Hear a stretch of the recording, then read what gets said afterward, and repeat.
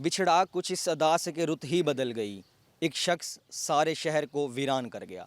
लेकिन ये मामला एक शख्स का नहीं बल्कि उन 9 लोगों का है जो कि माह रमज़ान की पहली सहरी में सिलेंडर फटने के बायस घर की छत गिरने की वजह से जाम बहक हुए।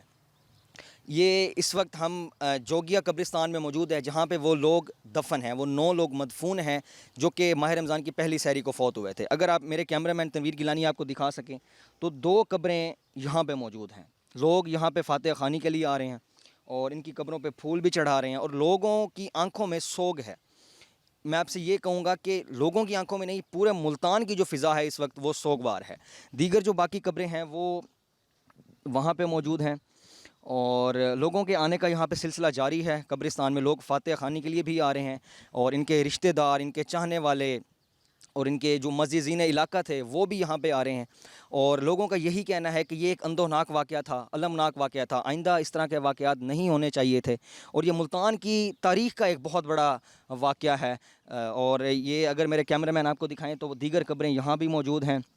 यहाँ भी लोग आए, लोगों ने फातिहा खानी की, लोग एक दूसरे से मिल रहे थे, लोगों की आंखों में आंसू थे और लोग बहुत अफसुर्दा थे। एक छोटी सी मामूली सी गफलत कि अगर गैस होती, उन्हें सिलेंडर ना जलाना पड़ता और अगर सिलेंडर ना जलता तो उन लोगों की मौत ना होती। बाकी जो दीगर 2 लोग हैं उनकी कब्र मेरे अक़ब में आपको कैमरामैन तनवीर गिलानी दिखाएंगे। ये कब्रें हैं और यहाँ की फ़िज़ा कब्रिस्तान की काफ़ी सोगवार है। लोग आ रहे हैं, फातिहा खानी भी कर रहे हैं, लेकिन उनकी आंखों में आंसू हैं। एक दूसरे से मिलते हुए वो आप दीदा हो जाते हैं और वो काफ़ी गमगीन हैं। जी।